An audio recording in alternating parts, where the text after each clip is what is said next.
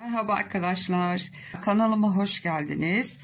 Bugün bu güzel modeli çalışacağız hep birlikte. Modelimiz 9 ve katlarından oluşuyor. Ben 5 örnekte model çıkarttım size. Şimdi bugün 2 modelde çalışacağız. 9'un katları ilmeklerinizi attıktan sonra artı 4 ilmek daha atacaksınız. Siz dilediğiniz lastiği çalışabilirsiniz. Ben hani örnek olduğu için haroşa koydum hemen. 7 ilmek ajurlu kısım, 2 ilmek de ters örgü arada. Modelimiz böyle bu şekilde oluşuyor. Arka yüzümüzde böyle, arka yüzde düz ilmekleri 2 tane düz, geri kalanlarını ters olarak örüyoruz.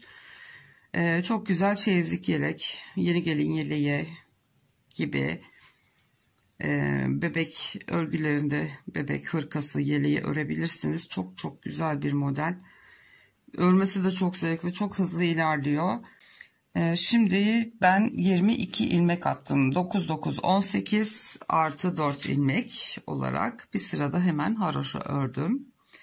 Şimdi modelimizin ön yüzündeyiz. İlk ilmeğimi aldım. 2 tane ilmek kenarda, ters örüyoruz. Hemen 2 tane tersimizi ördük. Şimdi bu ilk 2 ilmeği sola yatık keseceğim için ilmeği çeviriyoruz. Bir tane doluyoruz ve sola yatık 2 ilmeğimi kesiyorum. Bir tane doladım, bir tane ilmek kestik. 3 tane düz örüyoruz arada. 3 tane düz ördük.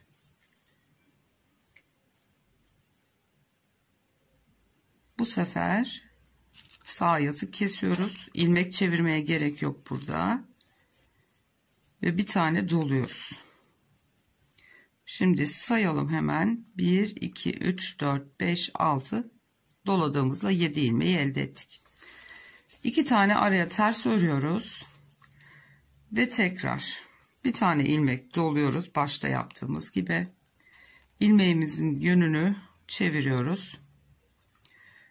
Ve ilmekleri sola yatık kesiyoruz. 3 tane düz örüyorum. 1 2 3 tane düzümü ördüm ve sola yatık kesiyorum 2 ilmeği ve bir kere şişime doluyorum ve kenarındaki 2 tane ters örgüyü örüp kenar ilmeğimi de düz örüyorum. Ne yaptık? Kenar ilmeğini aldım. 2 tane ters ördüm. Bir doladım. İlmeği döndürdük. Sola yatık kestik. 3 tane düz örgü ördük. Burada sağ yatık kestik. Bir tane doladım. 2 tane ters örgü ördüm. Şimdi arka sırada ilmekler göründüğü şekliyle kenar ilmeğimi aldım. 2 tane düz ilmeğim var burada. Onu örüyorum hemen. Doladığım ilmeklerde dahil var olan ters ilmekler, hepsini 7 ilmek oluyor. Hepsini ters ördüm. Aradaki 2 ilmeği ters düz örgü örüyorum. Tekrar doladığımda dahil sırasıyla gelen ilmekleri ters örgü örüyoruz. Doladım. Düz ilmek 2 tane. Kenar ilmeğini de ben düz örüyorum. Evet, modelimizin ikinci sırasını yaptık. Şimdi geldik 3. sıraya. İlk ilmeği aldım. Yine kenardaki 2 tane tersimi örüyorum. Doladığım ilmeği düz olarak bir önceki sırada doladığımızı ilk olarak düz örüyoruz. Bir tane doluyoruz. İlmeğimizi çeviriyoruz ve sola yatık hemen kesiyoruz. kesimimizi yaptık. Bir tane düz örüyoruz ve gelen 2 ilmeği hemen sağa yatıp kesiyoruz. Şu piramit şekliydi ya, ortada 3 tane ilmek vardı, örmüştük. Bir sonraki sırada yanlardan keserek birer tane azalmış oldu. Ortada bir tane düz ilmek kaldı. Onu da şu 2 kesim, bu da ortadaki düz ilmek. Bir tane doluyorum. Bir önceki sırada ajur yaptığım düz ilmeği düz olarak ördüm ve aradaki 2 tersimi örüyorum. Ajurların yerlerini karıştırmamak için şu kesim yaptığınız ilmekler bakın gayet belirgin. Onların hemen dibinde olacak. Hani arada şimdi bir tane düz örüyoruz ya şurada. Onunla olduğu için karıştırabilirsiniz. Bunu öreceksiniz düz olarak. Ondan sonra bakın kesme yeri belli geldi. Buraya hemen dolayacaksınız. İlmeğin yönünü değiştiriyorum. Ve ilmeğimi sola yatık kesiyorum. Diğer sağa doğru kesme olan yer burası. Bir tane de ilmekle keseceğiz. Ortada 3 düz ilmeğimiz, bir tane düz ilmeğimiz kalmış oluyor. Onu düz örüyorum ve sağa yatık kesiyorum. Gördüğünüz gibi şöyle yavaştan şu üçgen formu, piramit şeklini almaya başladı. Bir tane doluyorum ve bir önceki sırada ajur yaptığımız düz ilmeği düz ördüm. Kenardaki 2 tane tersimi örüyorum ve son ilmeğimi de düz örüyorum. 3. sıramızı da yaptık.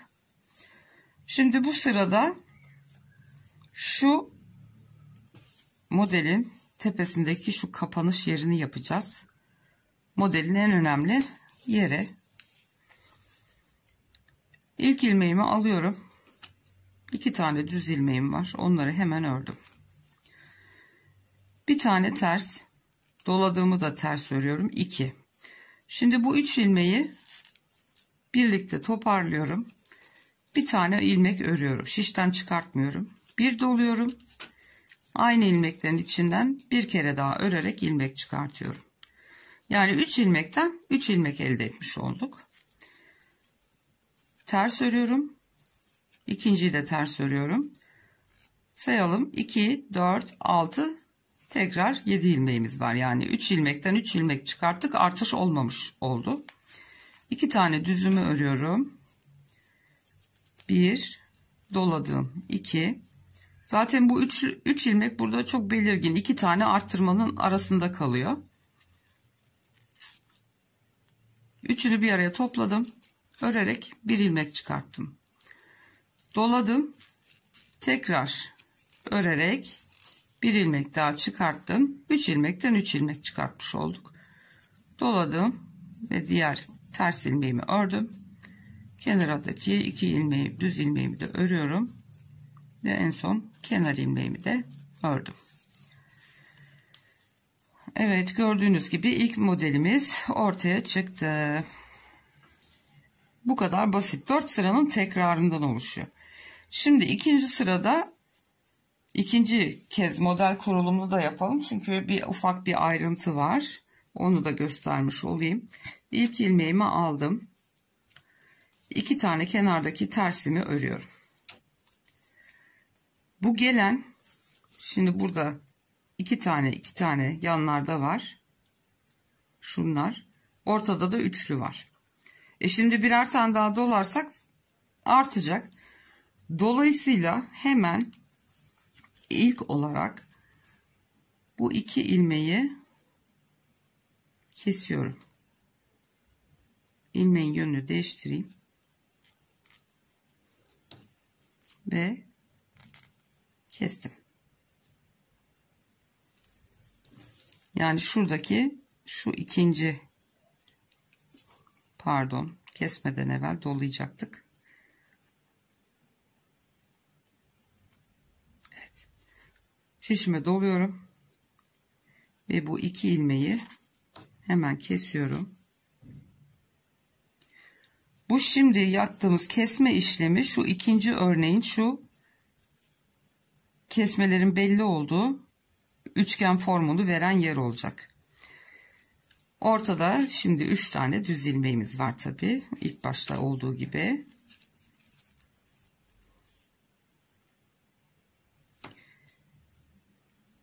Bu 2 ilmeği de sağa doğru yatık kesiyorum.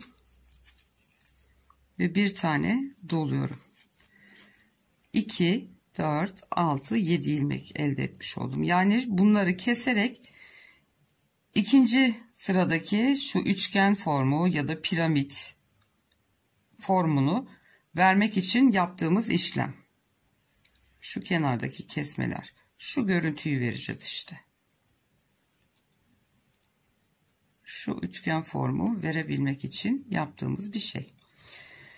2 tane tersi örüyorum araya.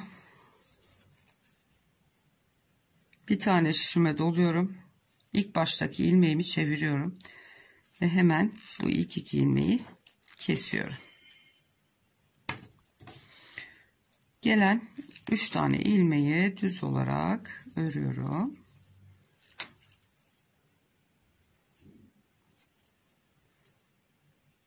Gördüğünüz gibi 3 tane düz ördüm. Bunları şimdi sağa yatık keseceğim ve bir tane dolayacağım.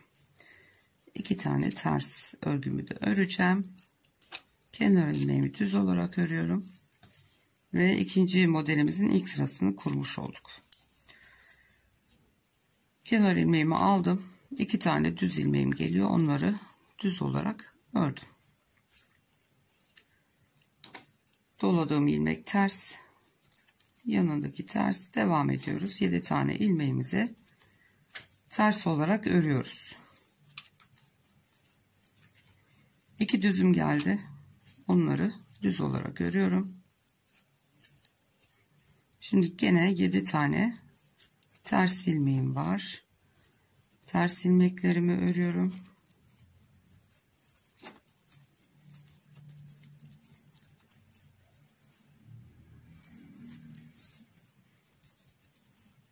Kenardaki 2 ilmeğim.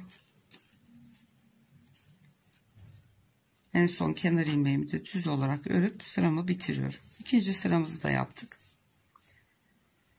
Şimdi kenar ilmeğimi alıyorum. 2 tane tersimi hemen örüyorum. Bir alt sırada yaptığımız ajurlu ilmeği düz olarak örüyorum. Ve bir tane doluyorum. İlmeğimin yönünü çeviriyorum. Sola yatık keseceğiz çünkü. İlmeklerimi aldım ve bu 2 ilmeği kesiyorum. Ortada bir tane düzüm kalıyor. Onu örüyorum. Hemen devamındaki 2 ilmeği sağa yatık kesiyorum. Gördüğünüz gibi piramit şekli kapanmaya başlıyor. Bir tane doluyorum. Bir önceki sırada ördüğümüz ajurlu ilmeği düz olarak ördüm ve aradaki 2 tersimi örüyorum. Düz ilmeği ördüm. Bir tane doluyorum. İlmeği çevirdim. Kestim. Bir tane arada düz. İkisini sağa yatık kesiyorum. Bir doluyorum. Ajurluyu düz ördüm. 2 tersimi örüp kenar ilmeğimi de düz olarak ördüm. Üçüncü sırayı da yaptık. Şimdi kenar ilmeğimi alıyorum. 2 tane düzüm geliyor. Onları ördüm. Bir doladığım 2. Bu 3 ilmeği ne yapıyorduk? Toparlıyoruz. İlmek çıkarttım, ördüm. Bir tane doladım. Tekrar batıp içinden örerek bir ilmek daha çıkarttım. 3 ilmek topladık, 3 ilmek çıkarttık. Diğer ikisini ters ördüm. 2 düzüm geldi. 2 düzü örüyorum. Terslerimi örüyorum. 3 ilmeğe geldim. Onları topladım. Bir tane örerek ilmek çıkarttım. Doluyorum. ve aynı yere bir daha batıp tekrar örüyorum ve 3 ilmek elde ettim. İlk kalan ilmekleri 2 tanesini ters ördüm. Düz ilmeklerim geldi. Onları da ördüm ve kenar ilmeğimi de örüyorum. 4. sırayla bitirmiş olduk ikinci modeli. Gördüğünüz gibi bakın. 2 tane böyle piramit. Burada şimdi 3. örneği kuracağız. Burada 2 tane ilmeği keseceğiz çoğalmaması için. İlk sırada bu işlem yapılmıyor. Çünkü düz örgü üstüne başladığımız için, arttırma ilmekleri olmadığı için orada kesme ihtiyacı yoktu. İkinci modeli kurarken o yüzden kestik. Bir kez daha göstereyim. Anlaşılır olması için. Kenar ilmeğini aldım. 2 tane ters, başlangıçtaki ters ilmeklerimizi örüyoruz. Şimdi şu gelen ilmekleri keseceğim. Niye kesiyoruz? Şu yukarı çıkış görüntüsünü vermek için. İlmeği ters çeviriyorum. Hemen bir doluyorum ve ilmeklerimi aldım ve kestim. Ortadaki 3 düz örerek çıkarttık ya bir arka sırada. Onlar. Bu 2 ilmeği tekrar keseceğim sağa doğru ve bir tane dolayacağım. Aradaki 2 tane tersimi öreceğim. Sayalım şimdi. Doladım 1, 2, 3, 4, 5, kestiğim 6, tekrar doladım 7. Eğer bunları kesmeden devam etsek 9 ilmek olacaktı. O yüzden bu şekilde kesme işlemi yaparak başlıyoruz. Bu sıranın sonuna kadar örelim. İlmeği çeviriyorum. İlmeğimi doladım ve kestim.